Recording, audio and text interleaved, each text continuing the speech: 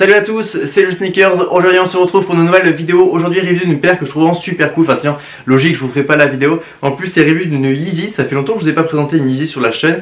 Ça fait même longtemps que je me suis pas acheté une Yeezy entre guillemets pour moi. Enfin en tout cas une Yeezy qui vient de sortir parce que dernièrement je me suis racheté des petites 350 V1 personnellement que je kiffe, mais vu qu'elles sont sorties il y a quelques temps c'est pas le même plaisir entre guillemets à l'unboxing, pas la même suivi. Parce que c'est vrai que moi j'avais un petit peu décroché entre guillemets de l'univers Yeezy. Pour moi ils avaient un petit peu surchargé le marché, ils avaient fait beaucoup trop de coloris. Je crois même que Vinci avait compté, il y avait près 40 coloris de V2, enfin je sais pas si vous vous rendez compte, mais les 350 V2, 40 coloris c'est énorme. Du coup moi j'avais complètement décroché, j'avais pris une petite 500 et une petite 700 quand même pour tester, que je trouve très cool aussi.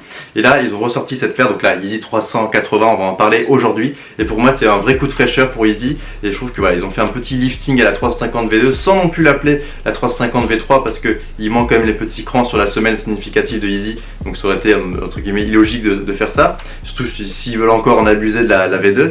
Mais justement moi, je trouve que ça marche super bien, un nouveau nom en plus, donc ça c'est vraiment parfait pour le marketing. Bref, on va en parler aujourd'hui, j'ai vraiment hâte d'unboxer ça avec vous. Donc déjà au niveau de la boîte on a l'inscription du coup 380 avec du coup toujours le boost, ça fait plaisir.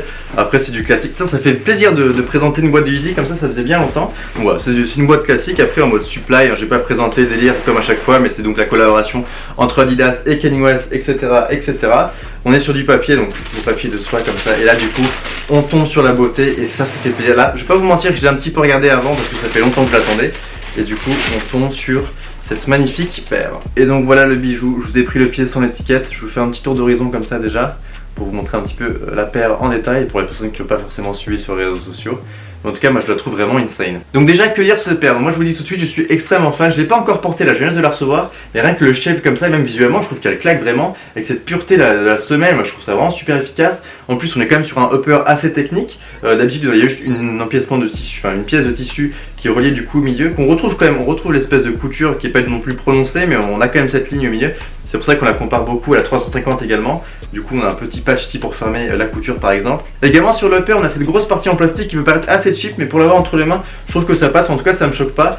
Du coup qui laisse paraître des petits trous pour laisser respirer ton pied qui est du coup enfermé dans ce upper. Moi je trouve que ça fonctionne assez bien. Également pour recomparer avec la 350 V2, ça me fait penser à certains modèles qui ont du coup une grosse bande comme ça ici.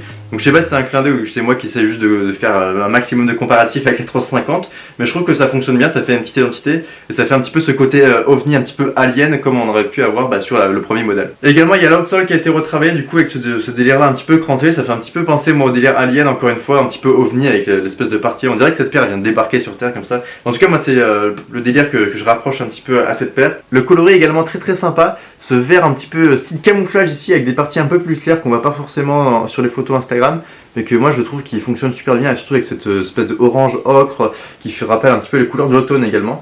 Franchement j'accroche beaucoup, c'est une des premières fois que j'ai une paire un petit peu verte comme ça, donc j'ai hâte de la porter avec des petits empiècements noirs, blanc, gris. Je pense que tu peux vraiment faire des trucs sympas. Également si on peut faire un dernier comparatif avec la 350 V2, on voit quand même qu'on a repris les mêmes lacets, un style rond comme ça épais à la Yeezy justement. Par contre on voit qu'on a quand même enlevé le heel tab qui est quand même assez typique des 350. Bref, sur ce c'était le Sneakers pour la Yeezy 380 Mince qui veut dire brume d'ailleurs en anglais, merci à franglish.co.